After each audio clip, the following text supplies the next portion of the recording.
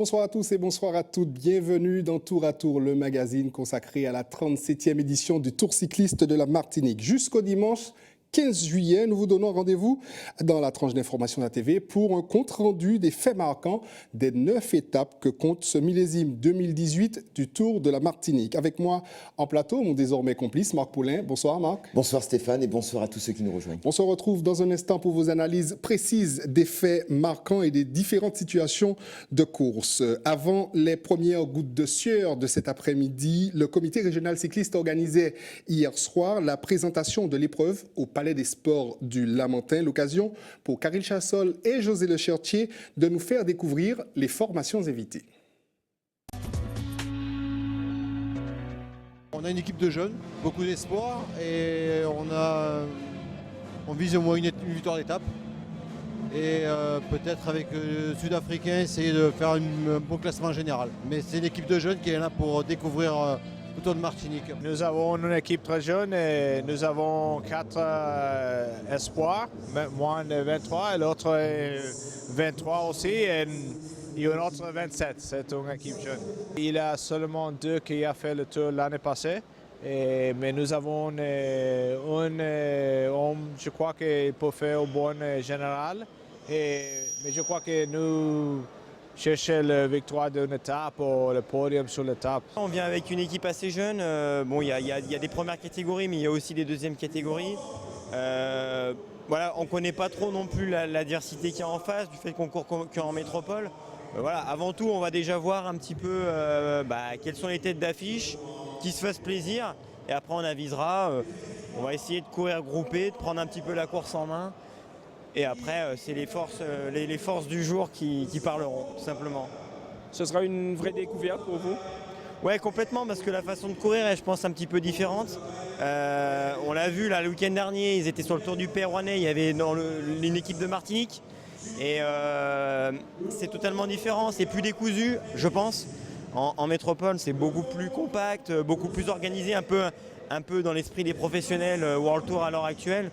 Donc voilà, il va falloir s'adapter à ça et on verra. Quelles sont les intentions du club Guadeloupe? De bien figurer sur ce Tour de Martinique et pourquoi pas le remporter. Vous venez avec une équipe jeune, mais aussi avec de vieux briscards comme vous-même. Oui, effectivement, c'est vrai qu'il ne fallait pas trop mettre de jeunes ni trop d'anciens, donc on a fait le choix de varier un peu et franchement, on a une équipe compétitive et on espère vraiment briller sur ce Tour. Et du côté des Martiniquais, me direz-vous, eh bien, les ambitions sont également là. En tout cas, c'est ce que certaines des formations ont confié à nos équipes. L'UCS attaque le Tour avec sérénité. Nous avons réalisé une excellente saison. Des courses de préparation en Guyane et autour de Magalante qui se sont fort bien passées. Par conséquent, l'UCS affiche la sérénité à l'aube du Tour 2018. Pour le Tour, je suis prêt. J'ai fait une préparation très forte en la Colombie, en altitude. Alors j'espère de faire une belle compétition. Alors, en plus, vous aurez le renfort de votre compatriote. Oui, et à côté, Julian est un cycliste très fort. Alors pour la course, pour les étapes, c'est bon aussi Jérémy, Sullivan, Pancho. Je pense faire bien à l'auto. On est très motivés. J'ai des compétiteurs, c'est des coureurs cyclistes, c'est des êtres humains, que ce soit vénézuéliens ou autres. Nous sommes un club sportif et nous allons défendre les couleurs de la Pédale-Pinotine. Nous sommes détenteurs du Tour de l'an dernier et rassurez-vous, nous n'irons pas avec la fleur au fusil. D'abord à titre personnel, moi j'aborde ce tour avec un peu de hargne parce que bon, c'est vrai que cette saison j'ai pas été comme je voulais. Bon, j'aurais aimé mieux figurer. Bon, malheureusement, ma préparation pour le tour ne s'est pas passée exactement comme je voulais. Bon, c'est vrai qu'il y a eu la chute de dimanche dernier qui n'a pas vraiment avantagé les choses. Bon, on verra d'ici dimanche comment les choses avancent.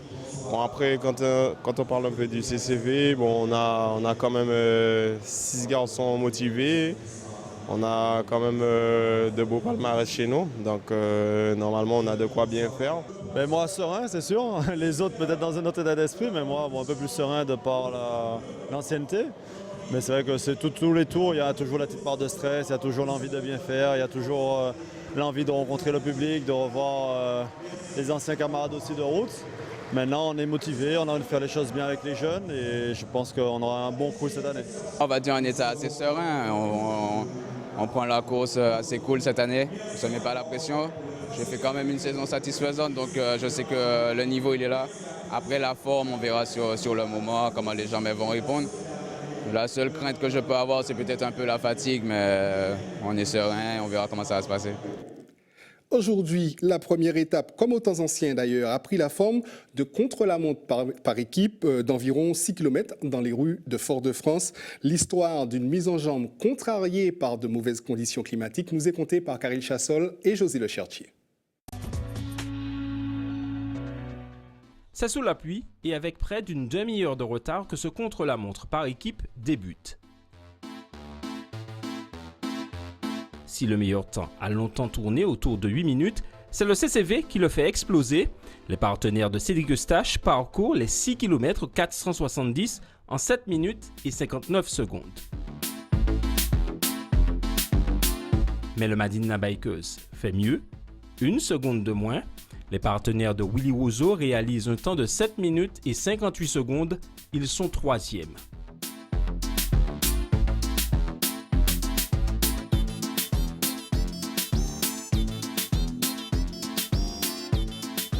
Sur la deuxième marche du podium, on retrouve l'Amical Vélo Club Aixois avec un temps de 7 minutes et 56 secondes. Pour 1 seconde de moins, l'UCS remporte ce contre-la-montre par équipe. 7 minutes et 55 secondes, c'est le temps de l'UCS. Michael Laurent partira en jaune demain. Marc, voilà, c'est parti pour ce 37e Tour cycliste de Martinique. On l'a vu, un contre-la-montre par équipe. Bon, ça fait bien longtemps, presque 20 ans qu'on n'avait pas vu un contre-la-montre par équipe pour démarrer la compétition. Qu'est-ce qu'on peut déjà dire sur ces premiers coups de pédale? Est-ce que les équipes qui ont l'intention de remporter ce tour se sont déjà dévoilées? Absolument, parce que ça a roulé à 48 km 600 de moyenne, donc alors qu'il pleuvait ou alors la chaussée était très glissante, donc c'était excessivement dangereux. Et d'entrée, bien, les écarts sont très réduits entre les meilleures équipes, on le verra peut-être dans le classement, mais il est clair que les bonnes équipes comme l'UCS, comme le Madina, comme Aix-en-Provence, qui s'annoncent très prometteuses, ont déjà montré le maillot. On sait que maintenant les Interbikes Angleterre sont bien également. La Guadeloupe est venue avec des ambitions. Donc il est clair que les équipes qui ont des prétentions pour gagner le tour sont là. Il faut perdre un minimum de temps. Il fallait gérer ça très habilement et c'est vrai que les écarts sont très faibles, mais on remarquera quand même qu'entre les meilleures équipes et les plus faibles, il y a pratiquement entre 40 secondes et 1 minute, donc cela veut dire que déjà à 48 de moyenne, il y a des équipes qui ont déjà fait la différence, donc on le verra dans les prochains jours, mais on va dire que au-delà de ça, c'est que les grimpeurs n'ont pas été à l'aise et il faudra déjà dès demain qu'ils montrent le maillot parce qu'ils ont déjà perdu beaucoup de temps. Alors, on ne va pas refaire le film de ce qui s'est passé entre la pédale pilotine et le comité régional cycliste, mais on a entendu tout à l'heure Gustave Charno qui disait qu'il ne viendrait pas à la fleur au fusil. Et pourtant, aujourd'hui, ces coureurs ont été un peu en retrait. Ils finissent 12e, 14e. Oui, c'est ça. Ils ont perdu 35 secondes environ sur les meilleurs, mais ils ne sont que 4 au départ, dont un de 3e catégorie. Donc, ils étaient à 3 à rouler. Et c'est vrai que Becerra et Campos sont d'excellents coureurs, mais ce sont surtout des grimpeurs. Et il est clair que Johan Gobin a fait, lui, un travail énorme et on connaît les qualités d'équipier et cette capacité qu'il a de tracter un peloton. En tout cas, ils n'ont perdu que 30 secondes, c'était pas grave, ça peut se rattraper. Mais d'autres équipes sont quand même plus, je dirais, structurelles, sont plus nombreuses. Donc c'est clair que l'APP, elle est là, elle va défendre son titre, ce sont des battants, ce sont des guerriers. On va les voir dans la montagne. Becerra a réalisé un très bon tour de Marie-Galante, on sait qu'il va être là. Mais il va falloir aussi qu'il fasse face à de nombreuses oppositions. Et ça ne va pas être facile parce qu'il y a quand même 18 équipes, 8 équipes invitées. Parmi ces équipes invitées, il y en a que l'on verra en avant. Et comme ce sont des jeunes qui sont présents, ça va être une course un peu débridée, animée tous les jours, qui peut avoir beaucoup de rebondissements. Il y aura du spectacle donc, sur les routes de Martinique, donc rien n'est joué. Le pronostic est difficile. Il y a des noms qui se dégagent, mais quand on regarde bien, il y en a 10 qui peuvent gagner le tour. En tout cas, c'est bien un vieux briscard qui portera la tunique jaune demain, on le verra. Et de l'UCS, c'est Michael Laurent. D'ailleurs, on écoute la réaction d'Arthur Briand, le responsable de l'UCS, à l'issue de cette première étape. L'UCS était attendu, donc il fallait répondre présent. Bon, la météo a un peu gâché les choses puisque le terrain mouillé, c'était délicat. Mais bon, les gars ont fait le job, c'est très bien pour eux. Est-ce que c'est pas un peu compliqué de prendre le maillot jaune dès la première étape? Non, mais de toute façon, le prologue, c'est pour distribuer les premiers maillots. On sait bien que la course commence demain de toute façon. Donc la course se fera demain, on verra. Mais c'est quand même très bien pour le club de répondre présent à la première étape et de faire plaisir à tout le monde. Alors, faire plaisir à tout le monde, mais quand même marquer son territoire, c'est bien ça? Absolument, je crois, on l'a vu l'an dernier avec Jolan Silvestre qui avait remporté le Tour en 2016, qui dès la première étape avait pris le maillot chez lui en plus au Robert. Il y a de la fierté, il y a du panache et on est là pour briller et montrer le maillot. Et puis on veut faire du spectacle devant un public complètement acquis aux Martiniquais. Et ce qu'il faut noter de Mickaël Laurent, on vient de le dire, il remporte donc avec l'UCS ce contre-la-montre d'une seconde. Mais à 20 ans, à Fort-de-France, il faisait son premier tour. Individuellement, il prenait déjà le maillot. Il a 38 ans, on peut dire son âge. Et à 38 ans, avec son équipe, il reprend le maillot jaune. Donc c'est un exemple de longévité. Il voulait ce maillot. Il sait que Macouba, c'est pas son terrain. Il y aura Ronald Escalante et ils vont porter Stanislas, qui lui engrange les victoires et qui est le double champion de la Martinique et qui a pris le maillot jaune à Marie-Galante. Mais il est clair qu'il voulait ce maillot. C'est un garçon qui a du panache, c'est un rouleur et il voulait pas passer à côté. Pour une seconde, ça prouve qu'il gère à très haut niveau. Et à 48 de moyenne sous la pluie, ça montre la qualité du peloton qui est là ce soir. La traduction des efforts de nos coureurs cet après-midi se traduit par le classement de l'étape, un classement d'étape qui sera en guise de classement général que l'on découvre. Mickaël Laurent de l'UCS qui l'emporte en 7,55 avec Michael Stanislas, le double champion de Martinique dans le même temps. Ronald González Escalante également dans le même temps. Ils ont franchi tous les trois la nuit ensemble. Enzo Falucci, c'est Aix-en-Provence, termine à 1 seconde. Guillaume Mutin, lui termine également dans le même temps. Bruno Brun, c'est donc l'équipe d'Aix-en-Provence qui a joué placé à la 2e place. Quentin Groslo également, dont on reparlera beaucoup. Ivan Schmidt, cette équipe a terminé de façon très homogène. Ils étaient 5 devant alors que l'UCS n'était que 3. Hervé Arcade termine derrière à 3 secondes. Et Eddy Michel Cadémar, le double champion de la Martinique contre la Montespoir, 4e et meilleur espoir du Tour de Marie-Galante, 4e au général. Et là également, vraiment, les hommes forts sont déjà là et on reverra ces coureurs tout au long de ce tour. On reverra ces coureurs tout au long de ce tour. Et dès demain, 10h, l'étape part du Vauclin. On laisse Fort-de-France, on va prendre le départ au Vauclin. Et on revient sur Fort-de-France, 121 km 500 Marc. D'ailleurs, je vous propose de nous dresser le profil de cette étape. Voilà une étape qui partira à 10h du Vauclin, qui prendra la direction du François. On reviendra vers le Lamentin en ayant escaladé Morne Pitot. On rattrapera le Lamentin, la RN5, et on ira sur les routes du Sud par Rivière-Salée. On ira vers Sainte-Luce. On rattrapera bien sûr la commune du Marin et la Courbaril. Sera la 2e difficulté. On repassera par le Vauclin. On retournera au François. On redescendra du côté du Robert en escaladant Chopotte. Et Robert, on reviendra par la route nationale 1 en escaladant Augrain, 3e grosse difficulté. On reviendra vers le Lamentin et là, c'est le circuit piège par Jeanne d'Arc. On rattrapera la Ménard. On redescendra à Fort-de-France avec ses nombreux virages et on attrapera le front de mer où l'arrivée sera jugée devant la Chambre de commerce aux alentours de 13h08. Marc, c'est une étape qui est déjà compliquée. On ne peut pas gagner le tour, mais on peut le perdre dès demain. Oui, parce qu'il y a 121 km. Il y aura des escalades comme dès le début, il y aura Morne Pitot, il y aura Chopotte, il y aura Augrain, il y aura Morne Courbaril.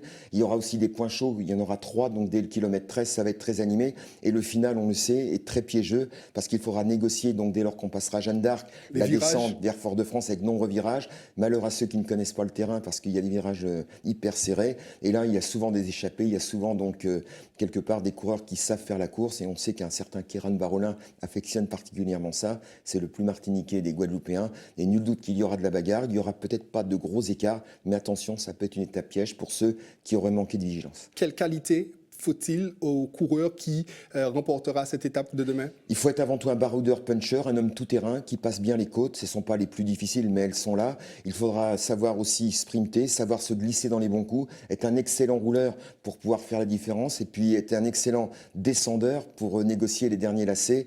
Et cette descente sur Fort-de-France où ça rentre à près de 70 km/h avant de rattraper le front de mer, puis négocier quelques ronds-points surtout à l'arrivée. En tout cas, ça sera un coureur en forme, un coureur baroudeur, puncher, ayant une bonne connaissance du terrain. Les Martiniquais seront là, mais attention aux Guadeloupéens, à certaines équipes dont les Guyanais. On sait qu'un Patrice Ringuet, par exemple, ou un Teddy Ringuet, Patrice Ringuet qui a remporté une belle étape, qui a tenu un peloton pendant 4 km et en empêchant les sprinteurs de gagner. Un Teddy Ringuet qui a prouvé ses qualités. Il y aura du spectacle et en tout cas, l'étape risque d'être toute beauté et bien malin celui qui sait ce soir qui pourra l'emporter.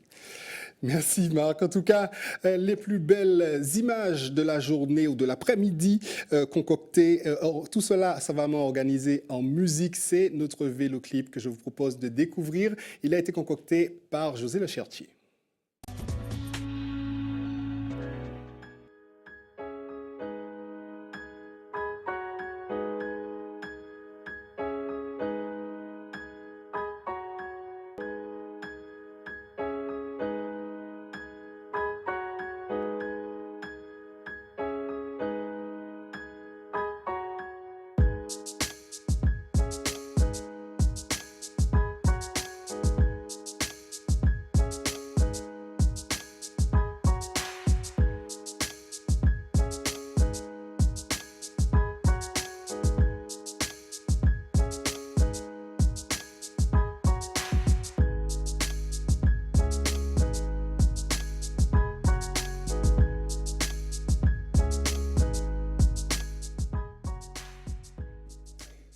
Marc, demain, Michael Laurent en jaune, on l'a dit, 18 ans après. Quels sont les autres porteurs de maillots?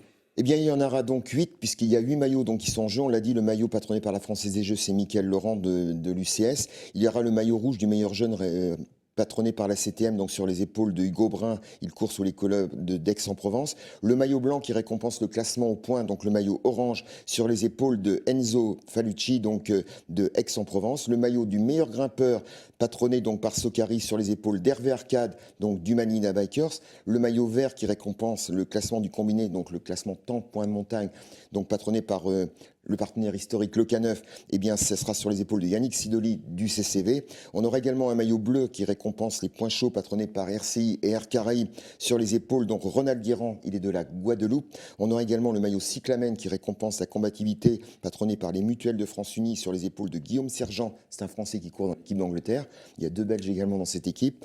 Quant au maillot orange, donc classement par équipe, donc qui incombait aujourd'hui patronné par Banamar, eh bien, c'est Michael Stanislas, le double champion de la Martinique, qui court sur les couleurs de l'UCS, qui le portera demain. Voilà pour les 8 maillots demain au départ de la 2e étape.